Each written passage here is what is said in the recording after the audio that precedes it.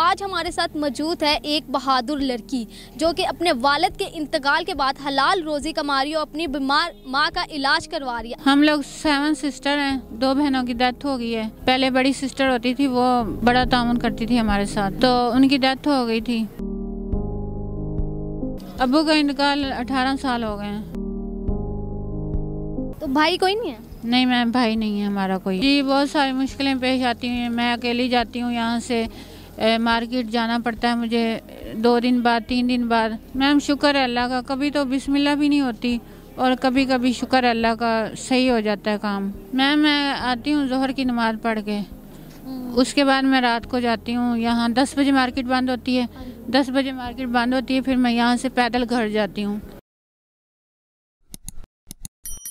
अस्सलाम वालेकुम नाज़रीन, आपकी मेज़बान समन इलियास आपकी खिदमत में हाजिर है और आप देख रहे हैं पायनियर वर्ल्ड न्यूज़। तो नाज़रीन, आज हमारे साथ मौजूद है एक बहादुर लड़की जो कि अपने वालिद के इंतकाल के बाद हलाल रोज़ी कमा रही है और अपनी बीमार माँ का इलाज करवा रही है। आइए इनसे बात करते हैं। अस्सलाम वालेकुम। वालेकुम अस्सलाम। कैसी हैं मैम? मैम ठीक हूँ, शुक्र अल्लाह का। क्या नेम है आपका? मिस साइमा। अच्छा मिस साइमा, मुझे बताएं कि आप ये जो सामान सेल कर रही हैं, ऐसे क्या नौबत आ पड़ी थी? मैम मेरे घर में कोई कमाने वाला नहीं है, ठीक है। मेरे अब्बू की डेथ हो गई है 18 साल पहले, और मेरा भाई भी नहीं है, सिस्टर हैं हम, और मेरी बाकी सिस्टर की शादी हो गई है। मैं सबसे छोटी हूँ और मेरे साथ अम्मी होती हैं और हमारा गुजारा नहीं होता था, तो इसलिए मैंने अब अपना पहले मैंने जॉब करने की बहुत ज़्यादा कोशिश की है, ढूंढी भी है बहुत ज़्यादा जॉब, लेकिन कोई रिस्पॉन्स नहीं मिला। तो इसलिए ना फिर अल्लाह ताला की हुक्म से ऐसे मेरे दिल में ख्याल आया कि मैं ना ये अपना बिज़नेस स्टार्ट कर लूँ। तो कितनी देर से आप ये अपना बिजनेस कर रहे हैं? मुझे तकरीबन 3 माह हो गए हैं। मैं कपड़े सेल करती रही हूँ, लेडीज़ गारमेंट्स के वो वाले सेल करती रही हूँ, और साथ में अब सॉक्स सेल कर रही हूँ, ज्वेलरी वगैरह सेल कर रही हूँ। जो मेरे जहन में आ रहा है कि मुझे ये चीज़ लेनी चाहिए, मुझे अच्छा रिस्पॉन्स मिलेगा, वो मैं लेके आती हूँ और मैं सेल करती हूँ। अच्छा साइमा, मुझे बताएं इसके अलावा जो आपने कहा कि जॉब करती थी, वो कहाँ पे जॉब करती थी आप? वो मैं पेस में करती थी। अच्छा। पेस में मैं जॉब करती रही हूँ।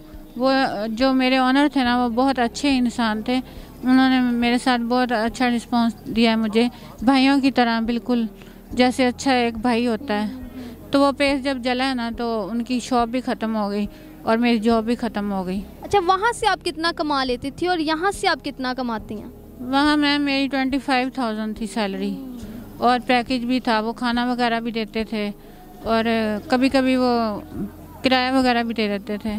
अच्छा, यहाँ पे जब आप सेल करती हैं चीज़ें, कितना को हो जाता है अर्न आपका रात तक? मैम शुक्र है अल्लाह का, कभी तो बिस्मिल्लाह भी नहीं होती और कभी कभी शुक्र है अल्लाह का सही हो जाता है काम। अच्छा मुझे बताएं, ये आप सामान कहाँ से लेकर आती हैं और कहाँ कहाँ सेल करती हैं? मैम ये मैं जो शालमी है ना, वहाँ से लेके आती हूँ होलसेल रेट पे, और मैं यहाँ सेल करती हूँ बाज़ार में आके। मतलब कौन कौन से बाज़ार जाती हैं? कि लिबर्टी मार्केट में? बस ये लिबर्टी में ही रहती हूँ। अच्छा, कितने बहन भाई हैं आपके? हम लोग 7 सिस्टर हैं, 2 बहनों की डेथ हो गई है। पहले बड़ी सिस्टर होती थी, वो बड़ा ताउन करती थी हमारे साथ, तो उनकी डेथ हो गई थी, तो अब हम 5 बहनें हैं। तो भाई कोई नहीं है? नहीं मैम, भाई नहीं है हमारा कोई। आपके अलावा बाकी सबकी शादी हुई है? जी बाकी सब शादीशुदा हैं, उनके बच्चे भी माशाल्लाह जवान हैं। अच्छा, वालिद साहब का इंतकाल कब हुआ है आपके? अब्बू का इंतकाल 18 साल हो गए हैं। अच्छा, 18 साल हो गए। तो 18 साल से आप कैसे गुजारा कर रही थी अपनी ज़िंदगी? 18 साल से पहले सिस्टर वगैरह संभालती रही हैं और मैं साथ जॉब भी करती थी, तो अम्मी की दवाइयाँ वगैरह वो करते थे, मेरे भांजे वगैरह, मेरी सिस्टर वगैरह, मेरे भनाई वगैरह हेल्प कर देते थे, लेकिन मैं भी करती थी। अम्मी पहले काम करती थी, अब तो वो बीमार हो गई हैं, तो अब वो काम नहीं कर सकती। यानी आप सिर्फ अभी आप ही अपने घर में कमा रही हैं? मैं अकेली हूँ अभी। तो आपको कोई मुश्किल पेश नहीं आती? जैसे आप बाहर जाती हैं या सेल करती हैं, आज तक कोई ऐसी मुश्किल पेश आई है आपको? जी बहुत सारी मुश्किलें पेश आती हैं। मैं अकेली जाती हूँ, यहाँ से मार्केट जाना पड़ता है मुझे 2 दिन बाद 3 दिन बाद। जैसे मेरी सेल होती है, मेरे पास पैसे इकट्ठे होते हैं, वैसे मैं मार्केट जाती हूँ, सामान लेके आती हूँ, फिर यहाँ आती हूँ, यहाँ आके फिर मैं अपना ये काम करती हूँ। अच्छा, ये सामान में आप क्या क्या बेचती हैं? इसमें मैं कपड़े सेल करती हूँ मैम, लेडीज़, और सॉक्स वगैरह और ज्वेलरी और कैचर वगैरह। तो आप इतना बड़ा शॉपर मतलब अपने कंधे में उठाती हैं कोई इतने? जी मैम, दर्द होती है बहुत ज़्यादा, जब रात को जाओ तो इतनी थकावट हुई होती है, ऐसे ऐसे दिल करता है कि इंसान सारा कुछ फेंके और लेट जाए। अच्छा, आप कितने बजे सुबह आती हैं और कितनी देर तक आप काम करती हैं? मैम मैं आती हूँ ज़ोहर की नमाज़ पढ़ के, उसके बाद मैं रात को जाती हूँ। यहाँ 10 बजे मार्केट बंद होती है, 10 बजे मार्केट बंद होती है, फिर मैं यहाँ से पैदल घर जाती हूँ, फिर मुझे जाते जाते 11। आपका घर किधर है? मेरा घर 7 अप मक्का कॉलोनी है। अच्छा, तो आप किस में, रिक्शे में आती हैं? नहीं, मैं वैन में आती हूँ दिन के टाइम, और रात को मैं पैदल जाती हूँ। तो किराया मैनेज कर लेती हैं?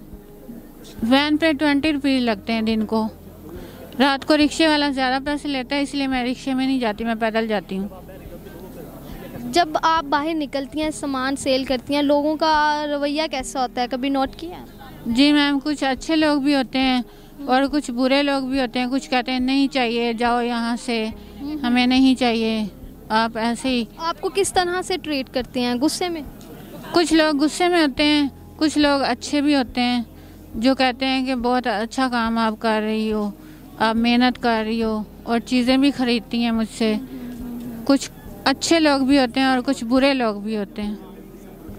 अच्छा, मुझे बताएं, वो ख़वातीन जो कि घरों में बैठ जाती हैं, हलाल रोज़ी नहीं कमाती, तरह तरह के काम करने लग जाती हैं, उनके बारे में आप क्या कहना चाहेंगी? मैम मैं तो उनको यही कहूँगी कि वो अपनी मेहनत करें। मेहनत में जो है ना, कोई मतलब नहीं है, वो ताना भी नहीं कोई दे सकता कि आप क्यों ये काम कर रहे हो। अच्छा काम है ये, अपना मेहनत से कमाएं, मेहनत की रोज़ी कमाएं, और इसमें बहुत बरकत है। अच्छा, जो बेरोज़गारी के डर से खुदकुशी कर देते हैं, अपने बच्चों को कत्ल कर देते हैं, उनके बारे में आप क्या कहना चाहेंगे? मैम मैं यही कहना चाहूँगी कि उनको ऐसा नहीं करना चाहिए, उनको अल्लाह पे भरोसा करना चाहिए। अगर अल्लाह ताला ने हमें पैदा किया है तो वो रोज़ी देने वाले भी वही हैं। तो नाज़रीन, आपने साइमा की स्टोरी सुनी, जो कि रिस्क हलाल के लिए मुख्तलिफ जगह में जाती है और मुख्तलिफ सामान बेचती हैं और अपनी वालदा का इलाज करवा रही है। आपको साइमा की स्टोरी कैसी लगी, कमेंट सेक्शन में लाजमी बताइएगा। इसी के साथ अपनी मेज़बान समन इलियास को दीजिए इजाज़त। अल्लाह हाफ़िज़।